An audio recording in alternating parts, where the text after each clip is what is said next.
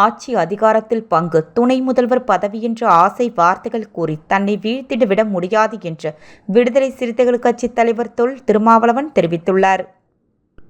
புதுச்சேரி அடுத்த திருப்புவனையில் புதியதாக அமைக்கப்பட்ட அம்பேத்கரின் முழு திருவுருவ சிலை திறப்பு நிகழ்வு நடைபெற்றது.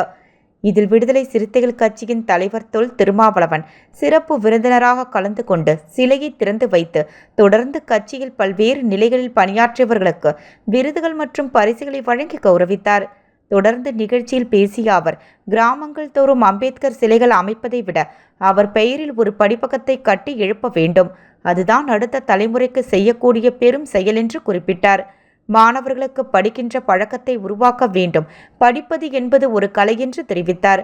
40 ஆண்டுகளுக்கு முன்பு 2 பாராளுமன்ற உறுப்பினர்களை கொண்ட ஒரு கட்சியாக பாரதிய ஜனதா இருந்தது. சாதி ஒழிப்பு, சகோதரத்துவம், சமத்துவம், இடஒதுக்கீட்டை வெளிப்படையாக ஆதரிக்காத கட்சி ஒன்று இந்தியாவில் உண்டு என்றால் அது பிஜேபி தான் என்று குற்றம் சாட்டினார். மற்ற கட்சிகள் போலியாக பேசுகிறார்கள். நடைமுறையில் இருக்கிறதோ இல்லையோ, ஆனால் பேசுகிறார்கள். ஆனால் பாரதிய ஜனதா என்றைக்காவது சாதி ஒழிப்பு என்று சொன்னது உண்டா? பெண்களுக்கான சமத்துவத்தை, பெண்களுக்கான உரிமைகளை முன்னிறுத்தி உயர்த்தி பேசியது உண்டா? சாதி வழக்கத்தை எதிர்த்து RSS இயக்கம் என்றைக்காவது போராடியது உண்டா என அடுக்கடுக்கான கேள்விகளை எழுப்பினர்.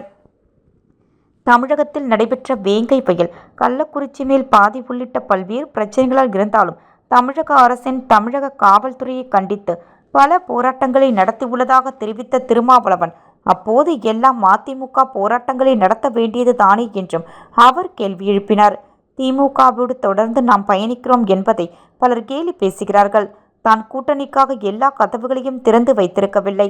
பாஜக அதிமுகவுடன் தேவைப்பட்ட மற்ற கட்சிகளோடு கூட்டணிக்காக ஒரே நேரத்தில் 2 அணியிலும் பேசிக்கொண்டே இருக்கிற ராஜதந்திரம் தமக்கு தெரியாது.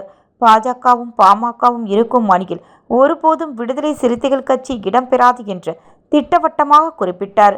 புதிதாக கட்சி தொடங்கி இருக்கிற நடிகர் விஜய் கூட புத்தக வெளியீட்டு விழாவிற்கு வரும்படி அழைப்பு விடுத்த போது அது ஒரு தவறான யூகத்தை கொடுத்துவிடக் கூடாது. நாம் இருக்கிற அணியில் தொடர வேண்டும். அப்படி ஒரு குழப்பத்தை ஏற்படுத்தி விடக்கூடாது. அதன் மூலம் நாம் இருக்கிற அணி பலவீனப்பட்டால் பாரதிய ஜனதாவுக்கு சாதகமாக அரசியல் சூழல் மாறிவிடும் என்பதையெல்லாம் யூகித்து அந்த விழாவையே புறக்கணித்தேன். எனக்காக திறந்து வைக்கப்பட்டிருந்த அதிமுக கதவை மூடியது போன்று விஜய் திறந்து வைத்திருந்த கதவையும் மூடினேன் என்று குறிப்பிட்ட திருமாவளவன், ஆட்சியில் பங்கு, துணை முதல்வர் பதவி என்ற ஆசை வார்த்தைகளால் தன்னை வீழ்த்திவிட முடியாது என்று தெரிவித்த திருமாவளவன், அரசியலில் தான் எடுக்கின்ற முடிவு ஒவ்வொன்றும் அம்பேத்கரின் கருத்துக்களை மனதில் வைத்துக் கொண்டு தான் முடிவெடுப்பதாகவும் தெரிவித்தார்.